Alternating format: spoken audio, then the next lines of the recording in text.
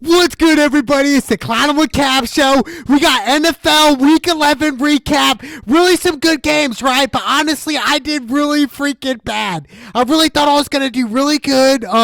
Obviously, when I do pick against the Colts, they normally win. So that's why I did that this weekend. I picked against the Colts, and it made sense to me. But obviously, the most recent game was the Monday Night Football game, and that was between the Rams and the Bucs. And I ended up going the Bucs. I really thought the Bucs were going to win this game because of Tom Brady and what they bring to the table. And we saw some really different kind of plays that we see Tom Brady. We saw him late in the fourth quarter throw a late pick. To me, it was just like, man, is Tom Brady's age catching up? It might be, but I'm not really worried about it. I do see the Bucs still making the playoffs this year. No doubt about it, dude. It's just a matter of time. That's all it's about. It's a matter of time. So, to me, my whole thing is dealing with Tom Brady and the Bucs. Moving forward, yes, you guys got some tough games coming up. Definitely Kansas City this coming up weekend. But look, dude, I understand. Shout out to the Rams. Shout out to Jared Goff. He's proven week in and week out that he can really get the job done. I know I've gave him some shade in the past. I really, was hating on him a little bit. But Goff, he had 3 touchdowns and only 2 picks. 376 yards passing. Cooper Kupp, his star receiver, he had 11 receptions on 145 yards. And they really spread out Tampa, and that was the difference right there. And obviously, like I said, Antonio Brown was in. He made some splash. He had 8 receptions on 57 yards. He actually dropped a pass. I think it was in the second half sometime where it was a 3rd and long, and Tom Brady hit it right in the breadbasket, and AB dropped it. Look, I think if AB's head's on straight, dude, he's the best receiver in the game. It's really just battling himself, dude. That's what it comes down to. It's just AB, if he's on straight, he's the best receiver in the league. If not, he's off, as we saw tonight a little bit. But, for Tom Brady and the Bucs, I'm not worried about it. They will make the playoffs, but hats off to the Rams. A huge win coming in to Tampa. What a win. Shout out to the Rams. Then we had Kansas City versus the Oakland Raiders. I told you guys to go Kansas City, and I was kind of like, man, 8.5's a lot, right? It was a really too much. So I went money line and cashed out with that. The Chiefs, Mahomes, dude, and Kelsey, they're the duo right now. And as far as I'm concerned, Kansas City Chiefs are the team to beat. They are. I mean, whoever's going through the Super Bowl has to go through Kansas City. No doubt about it. Mahomes, 348 yards. 2 touchdowns and only 1 pick. I mean, killed it. Was just straight balling, just like Mahomes always does. And it makes sense why Mahomes the highest paid NFL player. He's a baller, dude. But Kelsey, shout out to Kelsey, had 8 receptions on 127 yards and 1 touchdown. Derek Carr had a pretty decent game. He had 275 yards with 3 touchdowns and only 1 pick. Josh Jacobs, I really thought could have had a better game. I really wanted him to get more touches. He had 17 carries on 55 yards and 1 touchdown. But really the difference maker was Kansas City and their ability to really spread out Oakland. And that was that. And hats off to Kansas City. But I do think Las Vegas Raiders, I said Oakland. Las Vegas Raiders, they will definitely, I believe they will make the playoffs this year. It's really how they finish. So with John Gruden, a Hall of Famer coach, a Super Bowl champion, to me, I really do think the Raiders can turn it around. Obviously a bad loss, but dude, I don't really consider it a bad loss. They already beat Kansas City in the past before, so I'm not really concerned about it. But what I am concerned about is Minnesota Vikings. I mean, the Dallas Cowboys went into Minnesota and beat them. I cannot believe it. And Kirk Cousins really had a pretty good game. He had 3 touchdowns and over 300 passing yards. You would think that Minnesota would win, right? No. Andy Dalton said, you know what? No. Andy Dalton over 200 yards passing with 3 touchdowns and only 1 pick. Zeke had 21 carries over 100 rushing yards. This is the Dallas Cowboys that we wanted to see, right? At the beginning of the year. But, it's too late for Dallas. Dallas, I'm sorry. Their horizon is over. Your season is done. That's it, dude. I'm so sorry for Dallas Cowboy fans, because they are done. Literally, that's it. You're off into the sunset. I'm sorry about it. Really heartbroken. Dalvin Cook balled out. He had 27 carries on 115 yards rushing and 1 touchdown. You would think Minnesota would win, but they came up short. And yet again, I got another game wrong this weekend. It was a rough weekend in the NFL. I really thought I was going to cash out. And then we had the Jets versus LA Chargers, and I did pick the upset Jets, and it did not happen. LA Chargers won. They did not cover the 9.5. They barely won. I mean, Herbert, he had 3 touchdowns and over 300 passing yards. Allen, their star receiver, paid him 4-year, $80 million deal. He had 16 receptions on 145 yards and 1 touchdown. Flacco got the start. He had over 200 yards passing with 2 touchdowns and 1 pick. Obviously not the Flacco that we're used to seeing in Baltimore. Absolutely not. This is a completely different Flacco. Yes, I get it. He's a lot older. I think Flacco's prime is over. He won a Super Bowl in Baltimore. I get it, but I don't think Flacco will ever win another one. He won't. He's a one-and-done type of guy. But for me, Frank Gore, 15 carries on 61 yards and 1 touchdown. Look, Frank Gore even came out and said, I can't go out 0-16. He can't. And I think this might be Frank Gore's last year, so I want to at least see Frank Gore get a couple dubs. Dang. I mean, dude, the New York Jets, they are really trash, dude. Winless. I can't believe it. It's a shock to me. And then we had Miami Dolphins at Denver. I really thought Miami was going to come out on Tua. Look, Tua did not have a good game. He ends up getting benched. I mean, that's the coach's decision. Look, they came out and said Tua will start this coming up weekend. But look, he was benched for a reason. He did not perform well. He really didn't. But, hats off to Drew Lock, a.k.a. Young Jeezy in the building. Drew Lock, 270 yards. Yes, he had an interception. But really the difference maker in Denver was Melvin Gordon. He's able to run. He had 84 yards on 2 touchdowns.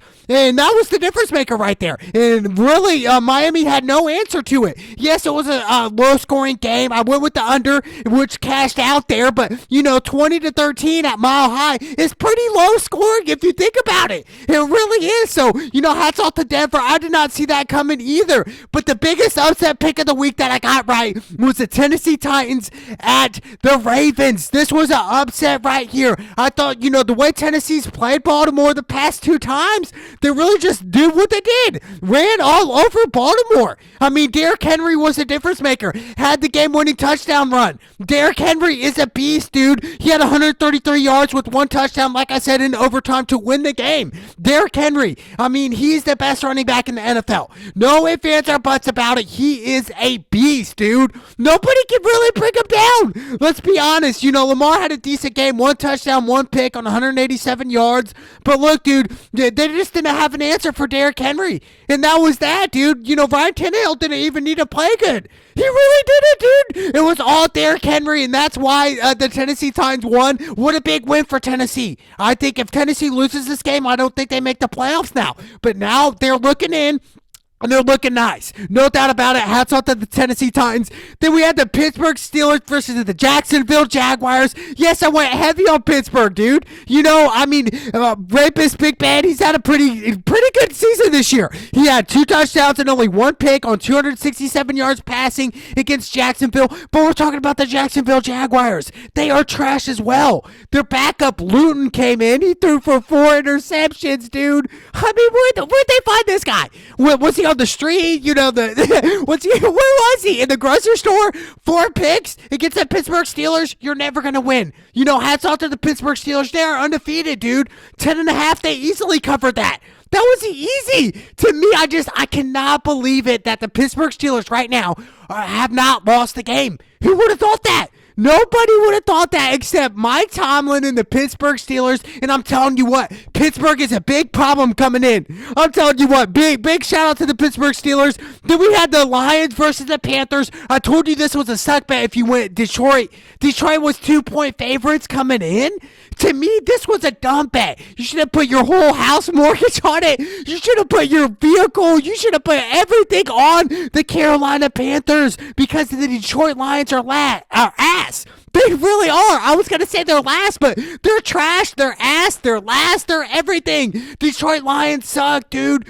Stafford played, but he did not have a good game. But really, P.J. Walker came in for Teddy Bridgewater. I'm telling you what, this guy, he come from the, I think that, whatever the league before the NFL, like CFL. I believe it was the CFL. But anyway, he came in. He had 258 yards, 1 touchdown. Yes, he threw for 2 picks, but dude, coming in from the CFL to the NFL just like that, to me, what a game. You got the win. You got the dub, 20-0. You blew them out. What a win. Hats off to PJ and the Panthers. What a dub. Like I said, the Lions suck. But honestly, the saddest news of the whole weekend was definitely the Cincinnati Bengals versus the Washington team, and obviously Joe Burrow getting hurt. He got hit weirdly in the knee, and they came out and said, look, he had many torn ligaments, a torn ACL, that's for sure. And Joe Burrow, he's out for the season. To me, this is so sad for Cincinnati Bengal fans. But, let's look at the bright side of this situation. He will definitely be back next year better than ever. I do believe that. I think Joe Burrow's the future in Cincinnati. Do not give up on him. I get it. You battle through adversity. That's what life's about, is how you overcome adversity, how you get over it. So to me, had prayers up to Joe Burrow. I really do hope he really overcomes this. Big win for the Washington team. Alex Smith got the start. He was 17 for 25 on 166 yards passing, 1 touchdown, 1 pick. But like I said, Joe Burrow, he will be back next year. It's really sad news right now for the Bengal fans. But we knew originally that they weren't going to make the playoffs this year regardless. But I think, Joe Burrow, this is definitely going to be a huge offseason for him. But I just want to see him back better than ever in 2021, as we will see. And then we have the Philadelphia Eagles versus the Browns. I know I went Philly with the upset pick, and I was wrong. Carson Wentz, to me, 2 touchdowns, 2 picks. But honestly, I'm looking at it now. I don't think Carson Wentz is going to end his career in Philly. I really don't. This whole season, we learned a lot about Carson Wentz. And to me, it was just like, wow, is Carson Wentz really the guy that we want? I just don't see it right now. The way Carson Wentz is playing, dude, it's kind of timid. I get it. Offensive line can protect him more, no doubt. No doubt about it. Don't get it twisted, but it's for real. To me, I don't see the fire in Carson Wentz right now. Hats off to Baker Mayfield, 204 yards.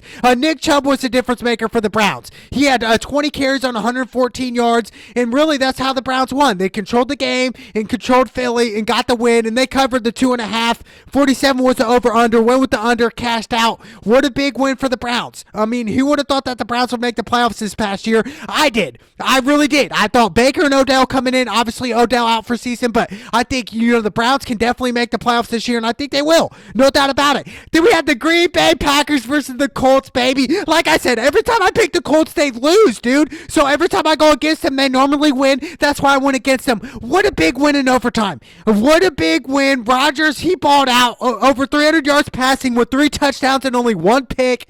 Phillip Rivers, same stats. 288 yards passing with 3 touchdowns and only 1 pick. Like I said, the Colts were 1.5 point favorites, and they won by a field goal in overtime. What a time. 51 was the over-under. Went with the over. This was a no-brainer. You got Aaron Rodgers, Phillip Rivers, dude. Obviously, it's going to go over. But, hats off to Aaron Rodgers. I get it. I think, what the Green Bay Packers need to do moving forward is to add more pieces to Aaron Rodgers. Because as we see it now, Aaron Rodgers is not going to end his career in Green Bay. I do not believe that. But huge win for the Indianapolis Colts. What a freaking win. And then we had the New England Patriots versus the Texans. And I picked the Patriots, and it's really sad. Because the Patriots lost and the Texans won. Cam Newton had a pretty decent game, 365 yards, 1 touchdown. Deshaun Watson, 344 yards passing with 2 touchdowns. Like I said, Deshaun Watson, add more pieces to him moving in the future for Houston Texans. But look, dude, for the Patriots, to me, this is a battle right now. For Bill Belichick, you guys are going to miss the playoffs, it's looking like. I want to say the first time in like 15 years or something crazy like that. To me, this is crazy. I cannot believe it, honestly. I really can't. And I don't feel bad for Cam. I just feel bad for the whole organization right now. It's like, where are they going to go? Where's the New England Patriots going to go moving forward? But what a win by the Texans. And then I had my team, one of my teams, the Saints versus Atlanta Falcons. Saints got it done. Taysom Hill filled in, and a lot of people gave him some, some shade and stuff, wanted to start Jameis Winston. Stop it, dude. Hill balled out. He went 18 for 23 on 233 yards. He also had 10 carries on 51 yards and 2 touchdowns. Yes, he had a fumble late game, but they still got the dub. Like I said, Drew Brees, he won't be back for a month or so. I like where the Saints are at right now. They continue to win. They're on a winning streak. I want to say a 7 or 8 winning streak right now.